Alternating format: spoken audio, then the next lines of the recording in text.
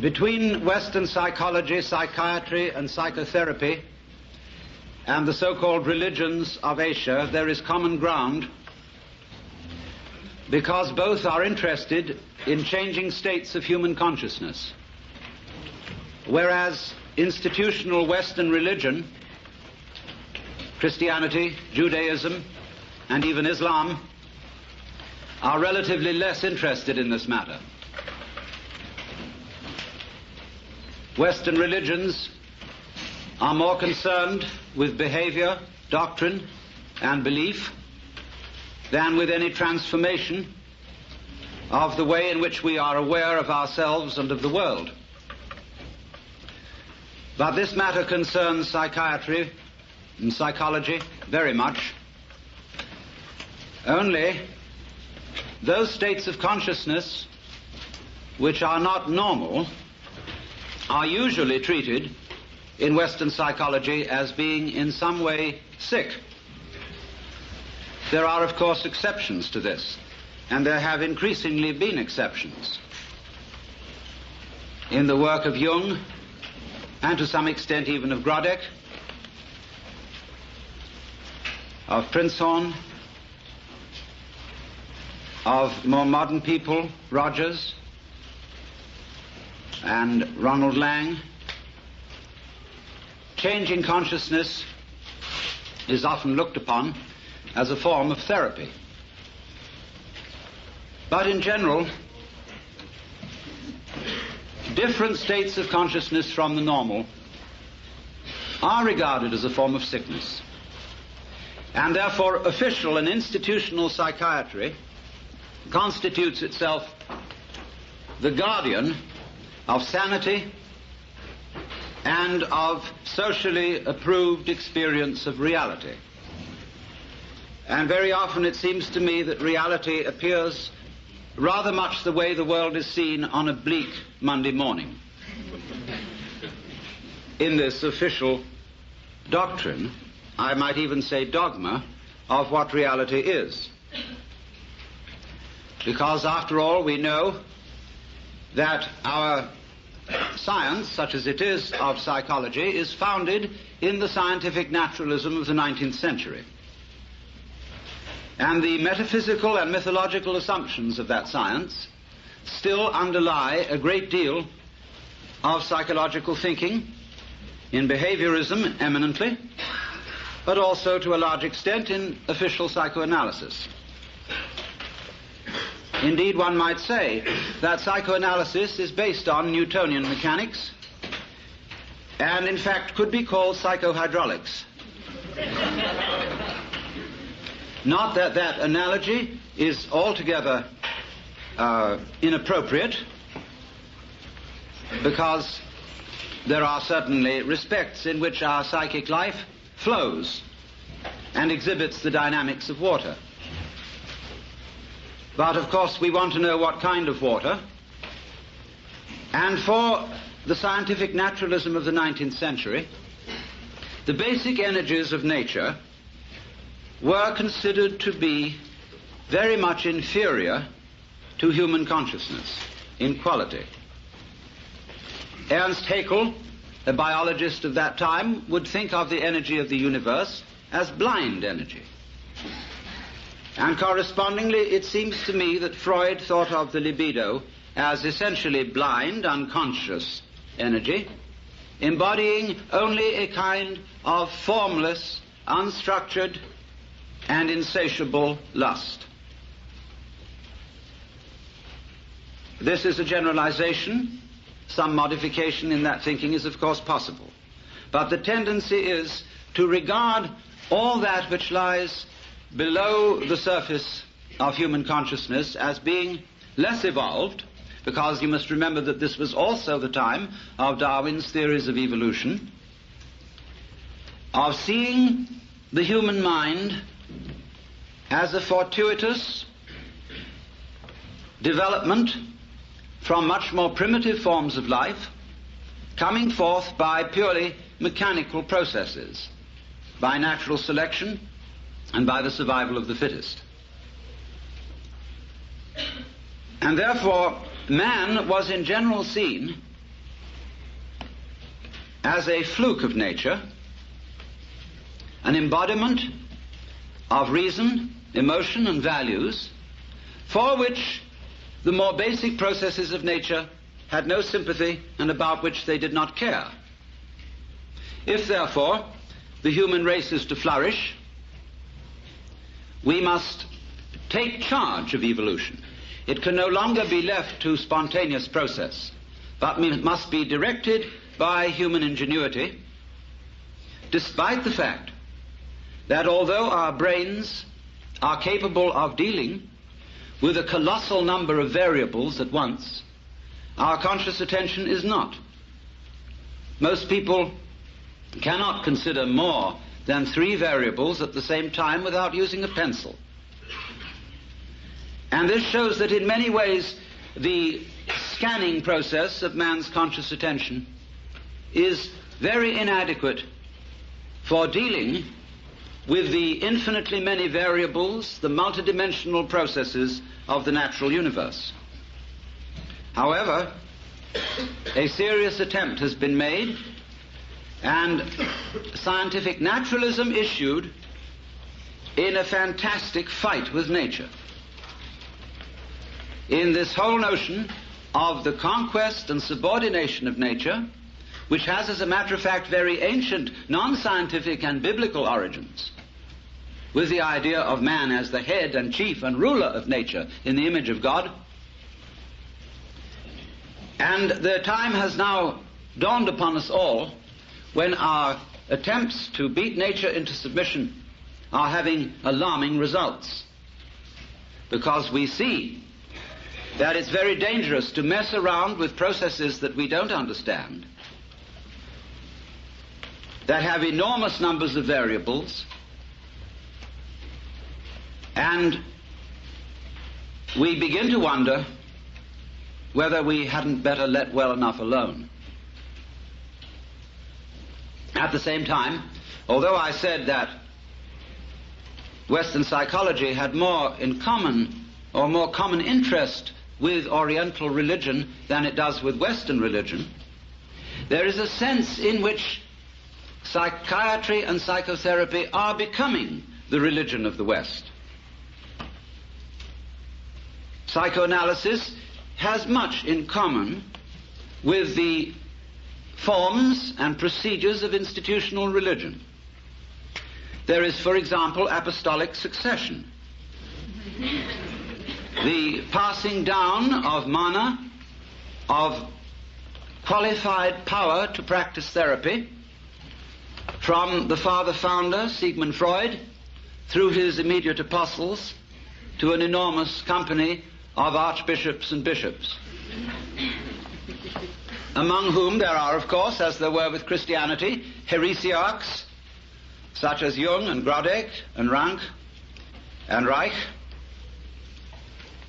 And the heresiarchs are duly excommunicated and anathematized.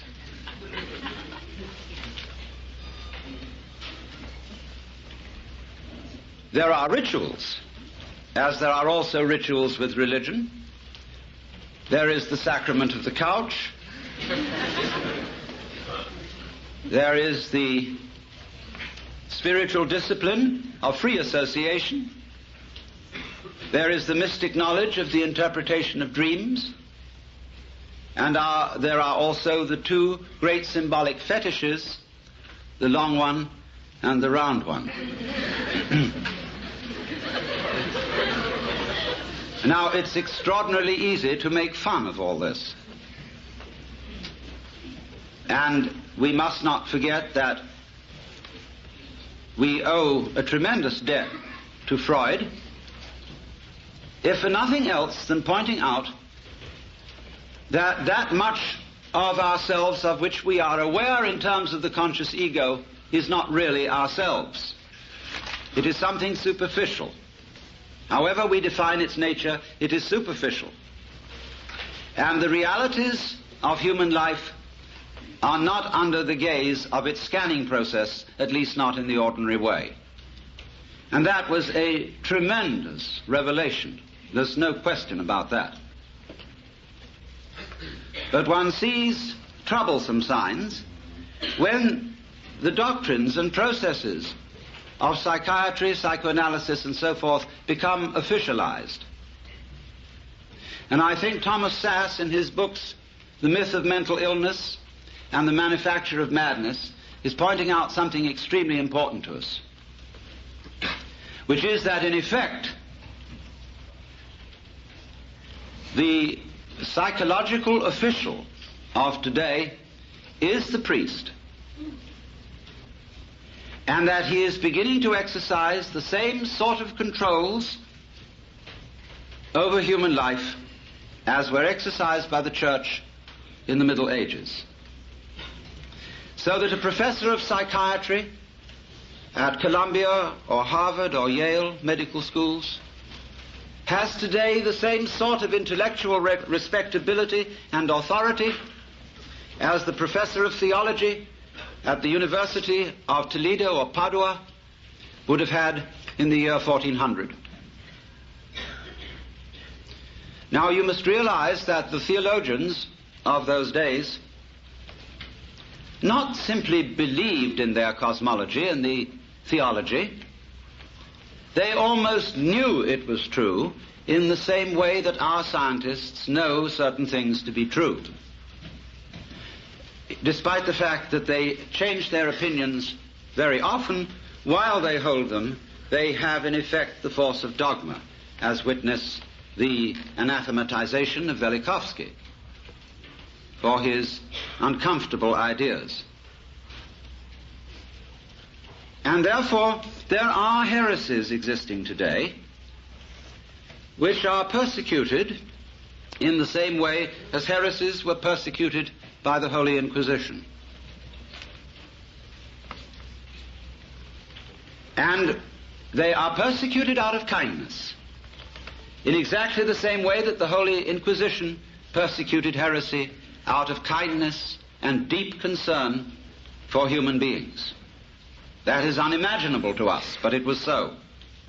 For after all, if you seriously believed that someone who did not hold the Catholic faith and who voluntarily rejected it would be tortured physically and spiritually forever and ever and ever in hell, you would resort to almost any means to preserve a fellow human being from such a fate, especially if the complaint or disease of heresy from which he suffered was infectious. You would first of all reason with him. And if he was not responsive to reason, you would resort to abuse and to forceful argument. And if he was not responsive to that, you would give him shock treatment and bang him about. If that didn't work, the thumbscrew and the rack and the Iron Maiden. And if that didn't work, as a last desperate resort, you would burn him at the stake in the pious hope that in the midst of those searing fires he would think better and make a last act of perfect contrition, and so be rescued from everlasting damnation. And you did all this in the spirit of this is going to hurt me more than it's going to hurt you.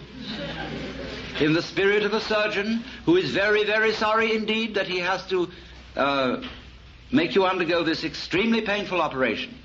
But it is in your best interests, and there really is at least a 50-50 chance that you may survive. And so, therefore, in perfectly scientific medical spirit, people may be very arbitrarily and without due process deprived of their civil rights, incarcerated in prisons that are in many cases much worse than prisons for criminals, and generally left to rot, be neglected and ignored, and when bumptious, given shock treatment or put in solitary confinement. For what? Because they have unorthodox and heretical states of consciousness. A lot of these people are not dangerous until provoked into being dangerous by being ignored, by being treated as machines, and in generally defined as non-human. And if you are defined as non-human, there's precious little you can do about it. because everything you say that sounds human will be taken as a kind of utterance of a mechanical man, as imitating humanness out of lunatic cunning. You will be suspicious. Everything you say will be listened to in a different way and with different ears. And you will have one hell of a time talking yourself out of it. Because there really are no rules as to what one must do when incarcerated for having unorthodox consciousness. There is no clear road to repentance. And this is found likewise in jails, where people are incarcerated on 1 to 10-year sentences, as in places like Vacaville, California, where when I visited such prisons, young men have come to me in perfect desperation, saying, I don't know what's happened to me, because I want to live like a decent citizen. I know I've done things that are wrong, but I simply don't know what is expected of me here. If I try to do what's expected, they say I'm compliant. And that seems to be some sort of a sickness. Thomas Sass drew attention to this when he quoted a discussion of the types of school children who may very well need therapy. There were overachieving children. There were underachieving children. There were children who exhibited erratic patterns. There were children who were sort of dully mediocre. In fact, every sort of child can be given a diagnostic name for his behavior which sounds sick. As Jung once suggested, life itself is a disease with a very poor prognosis. It lingers on for years and invariably ends with death.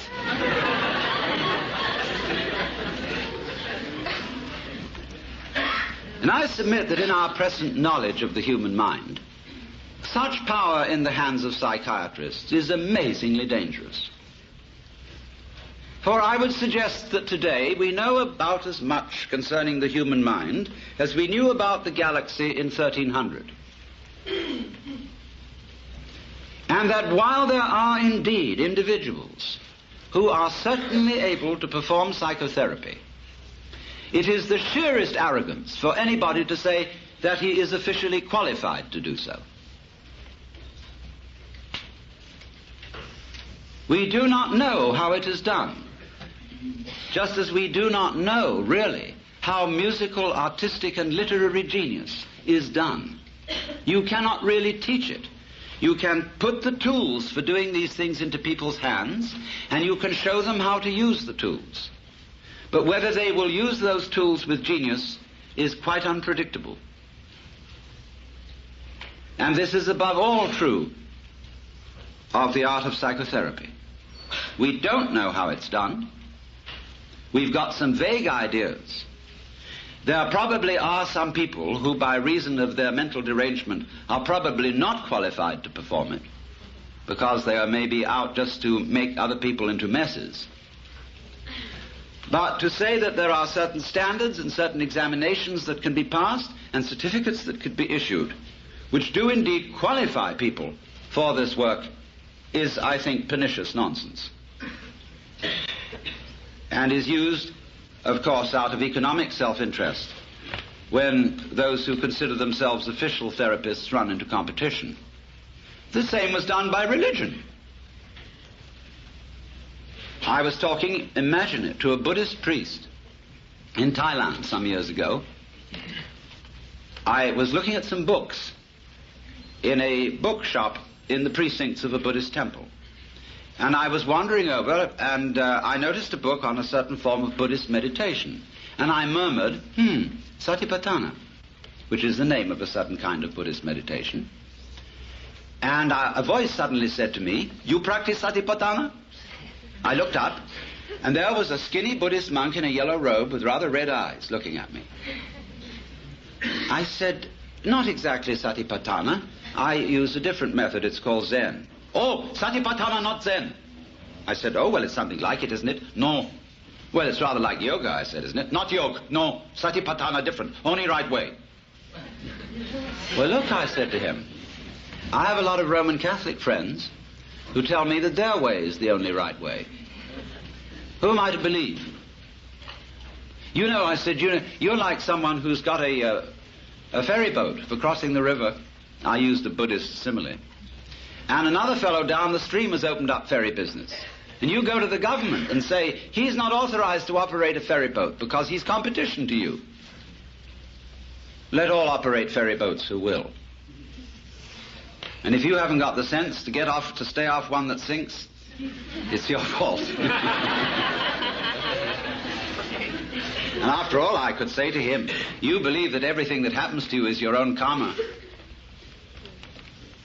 So why worry?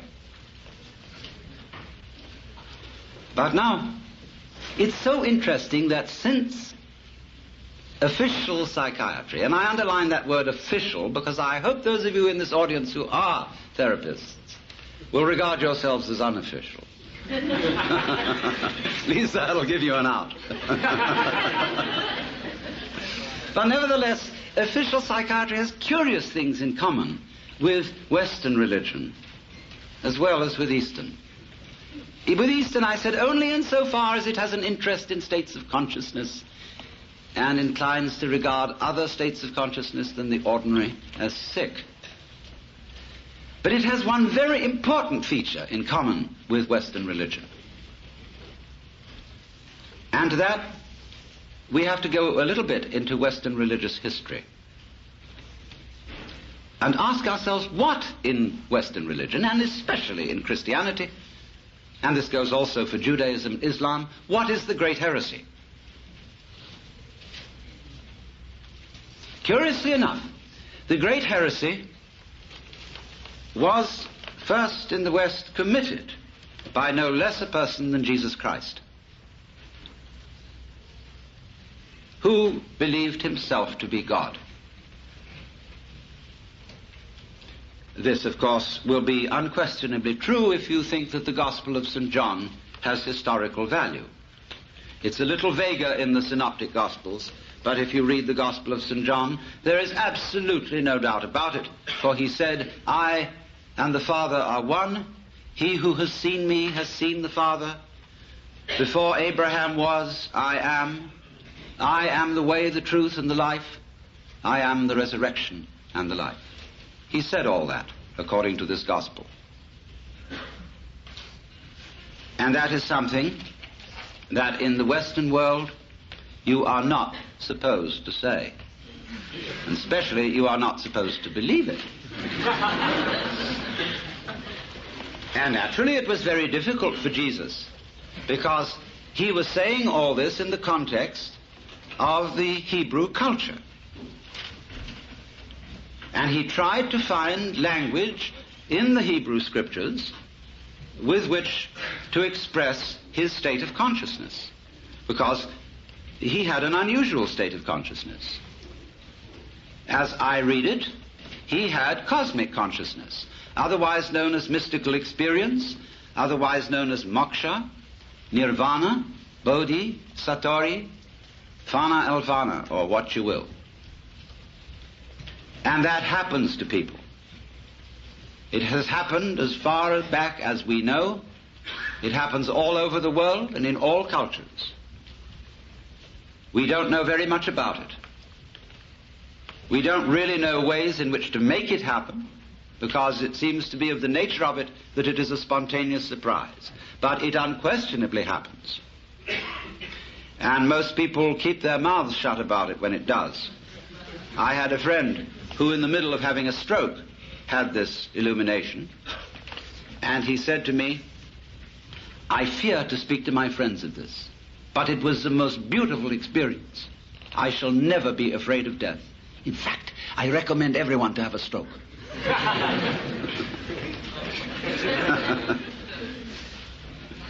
This was my friend Jean Varda, lately deceased Greek painter. But Jesus certainly had this transformation of consciousness. And he was crucified for it. Why? Because he had committed an act of insubordination and treason against the cosmic government. Because if you believe that God is a monarch, an absolute, omniscient, and omnipotent authority, shall we say a sort of cosmic ego, then to claim to be that is to introduce democracy into the kingdom of heaven, to usurp divine authority, and to speak in its name without proper authorization. And they asked Jesus, by what authority do you speak? Of heaven or of men? And he was tricky about answering that one. He said, by what authority did John the Baptist speak? And they were nervous about answering that one. He could have asked, by what authority did Isaiah speak, etc., or Moses. But Moses became official authority. And if you could wangle it that what you said was simply an extension of what Moses said, because Rabbi so-and-so said it, who got it from Rabbi so-and-so, who got it from Rabbi so-and-so, who got it from Rabbi so-and-so, who got it from Moses, then it's okay. Notice this, that to be an authority today in the academic world depends on documentation. It's not enough to say, for I say unto you, you must put in your footnotes. And the more the footnotes, the more the authority, obviously. So, our dissertations tend to be books about books, about books about books, and our libraries multiply by mitosis.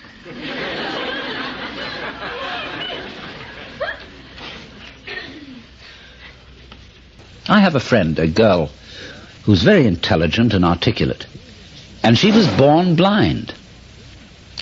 And she hasn't the faintest idea what darkness is. The word means as little to her as the word light. So if you went to sleep, you're not aware of darkness when you're asleep.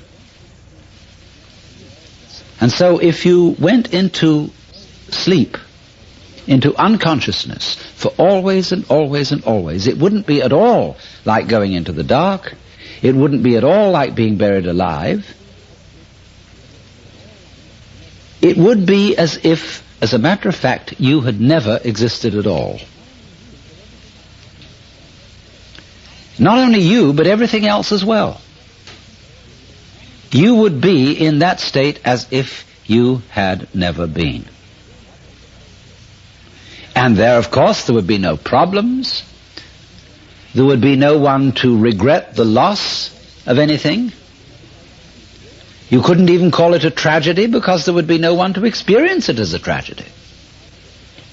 It would be simple, nothing at all. Forever and for never. Because not only would you have no future, you would also have no past and no present. Now, you would think that that was a point where we'd say, well, let's talk about something else. But I'm not content with that. I demur.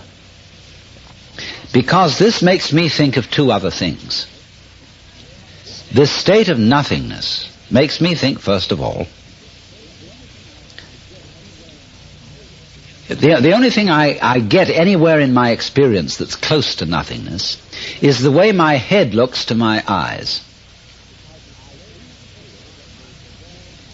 Because I seem to feel that there is a world out there, as it were, confronting my eyes.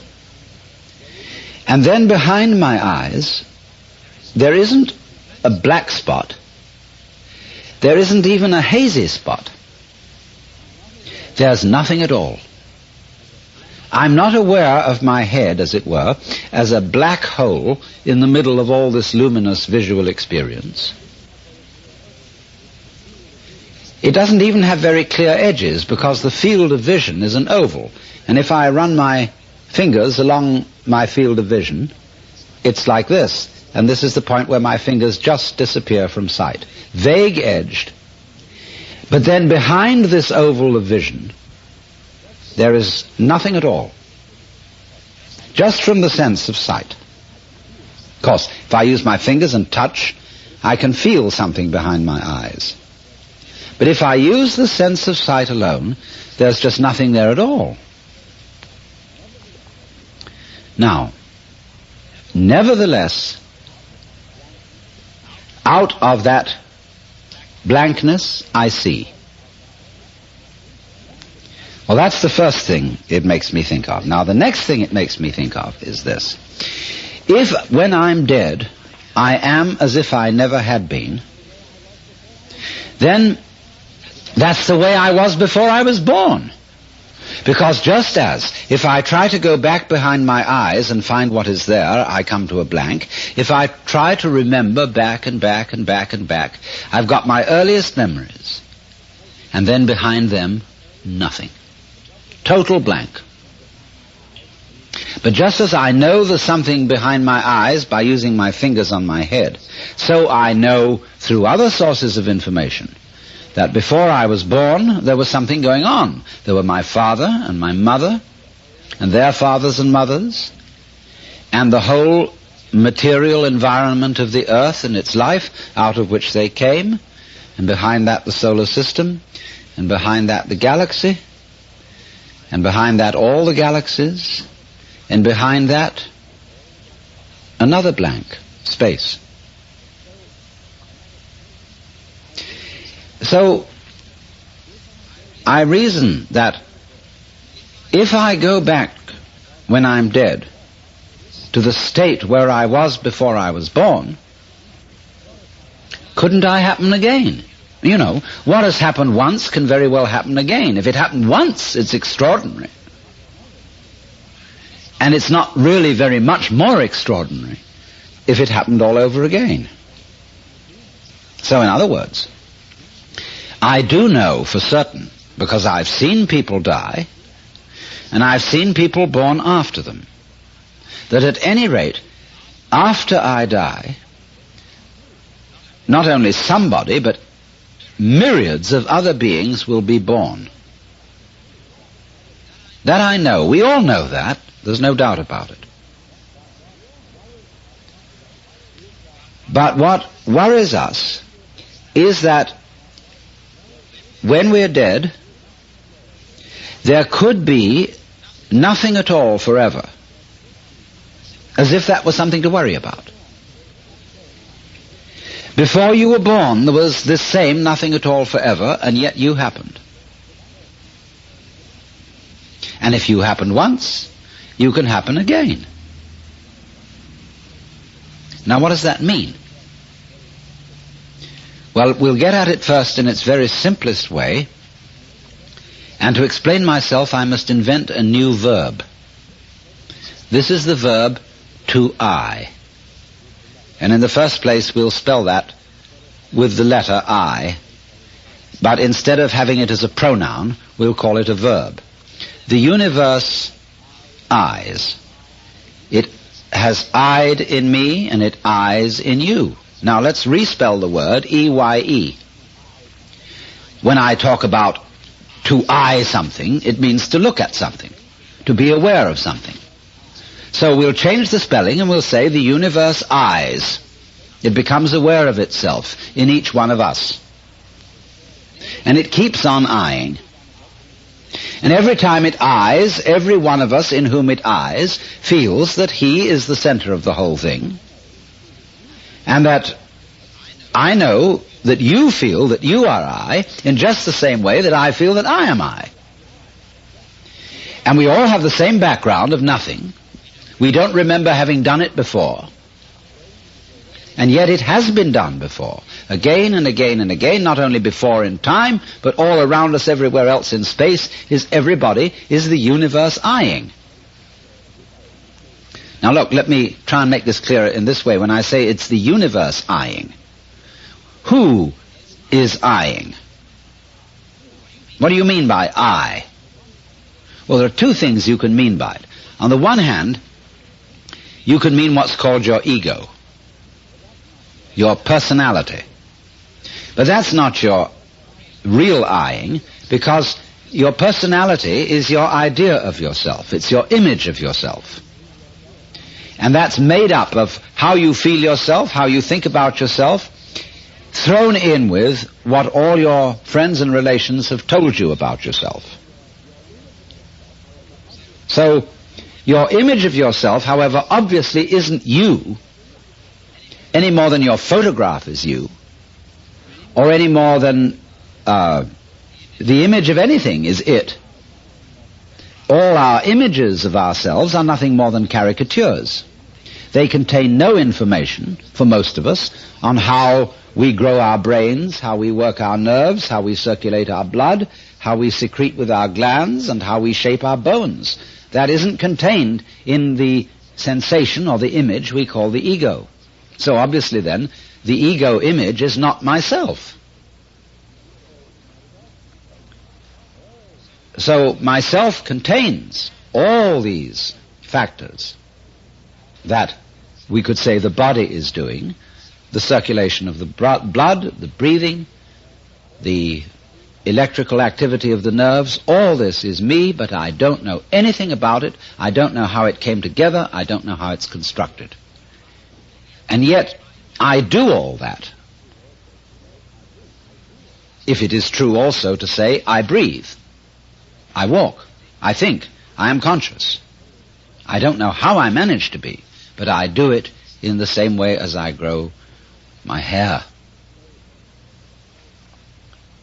So, I must therefore locate the center of me, my I-ing, at a deeper level than my ego, which is my image or idea of myself. But how deep do we go? We can say the body is the I. But the body comes out of the rest of the universe, comes out of all its energy. So it's the universe that's I-ing. And the universe eyes in the same way that a tree apples or that a star shines. And the center of the appling is the tree, the center of the shining is the star, and so the basic center, or self, of the I-ing, which is called in this case Alan Watts, which is only a name for this particular physical organism, flowering from, shining out of this particular environment, makes the center of all this I-ing the eternal universe, or eternal. The thing has existed for 10,000 million years, and will probably go on for at least that much more. So we won't worry about how long it goes on. But repeatedly it eyes. So that it seems to me absolutely reasonable to assume that when I die, and this physical body evaporates and the whole memory system with it, then it will be all over once again, the awareness that I had before, not exactly the same way, but of a baby being born. There will, of course, be myriads of babies born, not only baby human beings, but baby frogs, baby rabbits, baby fruit flies, baby viruses, baby bacteria. And which one of them am I going to be? Only one of them, and yet every one of them, because this experience comes always in the singular, one at a time. But certainly one of them. Actually, it doesn't make much difference, because if I were born again as a fruit fly, I would think that being a fruit fly was the normal, ordinary course of events.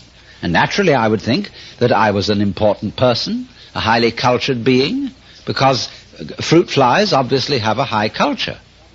We don't even know how to look for it, but probably they have all sorts of symphonies and music and artistic performances in the way light is reflected on their wings in different ways, the way they dance in the air. And they say, oh, look at her, she has real style. Look how the sunlight comes off her wings. And they, in their world, think they're as important and as civilized as we do in our world.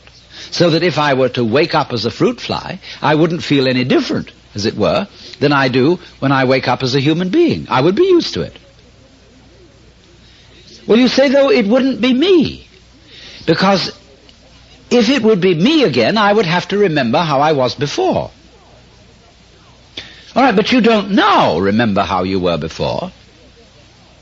And yet, you're content enough to be the me that you are. In fact, It's a thoroughly good arrangement in this world that we don't remember what it was before. Why? Because variety is the spice of life. And if we remembered, having done this again and again and again and again, we should get bored. And just as a memory is a beautiful thing to have, to remember, without memory we can't be intelligent. But just as I have explained that in order to see the figure you have to have the background, in order that a memory be valuable you've also got to have a forgettery. That's why we sleep every night, to refresh ourselves. We go into the unconscious so that coming back to the conscious is again a great experience.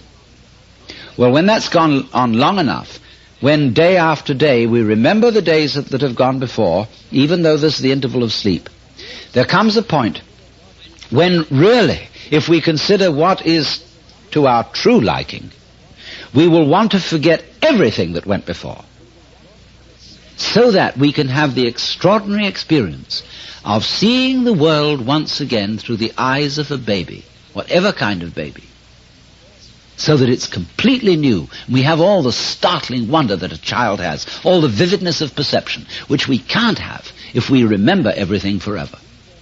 So do you see what happens? The universe is a system which not only forgets itself and then again remembers anew, so that there's always this constant change and constant variety in the span of time, but it also does it in the span of space by looking at itself through every different living organism to give, as it were, an all-round view. You know, that's a way of getting rid of prejudice, getting rid of a one-sided view. So, death, in that sense, is a tremendous release from monotony. It puts an interval of total forgetting in a rhythmic process of on and off, so that you can begin all over again and never be bored. But the point is that if you fantasize the idea of being nothing for always and always and always, what you're really saying is, after I'm dead, the universe stops. And what I'm saying is, no, it goes on just as it did when you were born. You see, you may say that you think it incredible that you have more than one life. But I say, first of all, isn't it incredible that you have this one? Isn't it incredible that out of the nothing that is your past, here you are? Well, it's astonishing. So, if that's astonishing, it can always happen again and again and again. Now, what this is saying then is that just as you don't know how you manage to be conscious, how you manage to grow and shape this body of yours, that doesn't mean to say that you're not doing it. Equally, you don't know how the universe shines the stars, constellates the constellation, and galactifies the galaxies. You don't know. But that doesn't mean to say that you aren't doing it in just the same way as you're breathing without knowing how you breathe. If I say really and truly, I am this whole universe, or put it in another way, this particular organism is an eyeing being done by the whole universe. And somebody could say to me, well, who the hell do you think you are? Are you God? Do you warm up the galaxies? Canst thou bind the sweet influences of the Pleiades or loosen the bonds of Orion? And I reply to that, who the hell do you think you are? Can you tell me how you grow your brain, how you shape your eyeballs, and how you manage to see? Well, if you can't tell me that, I can't tell you how I warm up the galaxy. Only I've located the center of myself at a deeper in a more universal level than we are in our culture accustomed to do. So then, if that universal energy is the real me, the real self which I's as all these different organisms spread out in different spaces or places and happening again and again and again at different times, we've got a marvelous system going in which you can be eternally surprised. The universe is really a system which keeps on surprising itself. The ambition that many of us have, especially in an age of technological competence, to have everything under our control,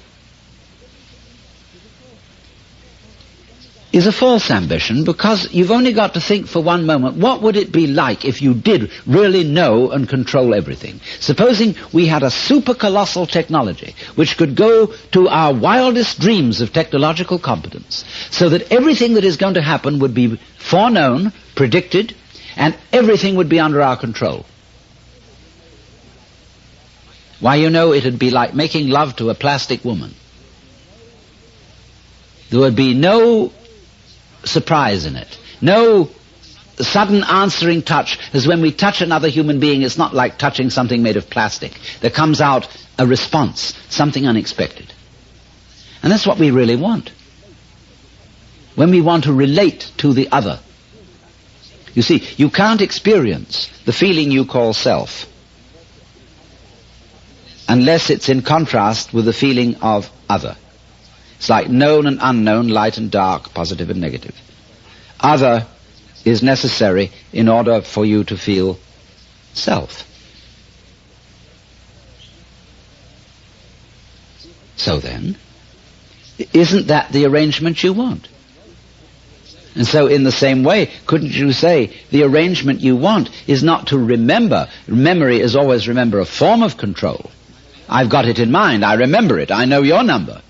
You're under control. Now, if you go on remembering and remembering and remembering, it's like writing on a piece of paper and going on writing and writing and writing until there's no white space left on the paper. Your memory is filled up. And so you need to wipe it all clean so that you have a white paper all over again and can begin to write on it once more. So that's what death does for us. It wipes the slate clean, and also, for looking at it from the point of view of population and the human organism on the planet, it keeps cleaning us out. And the idea of a technology which would enable each one of us to be immortal would be something that would progressively crowd the planet with people with hopelessly crowded memories.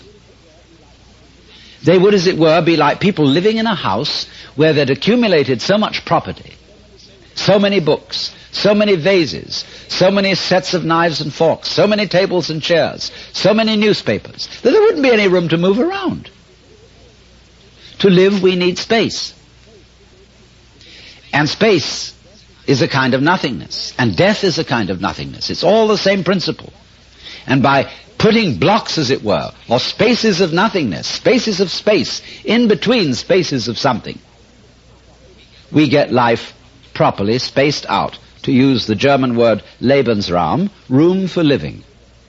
That's what space gives us, and that's what death gives us. Now look, notice that in everything I've said about death, I haven't brought in anything that I could call spookery. I haven't brought in any information about anything that you don't already know.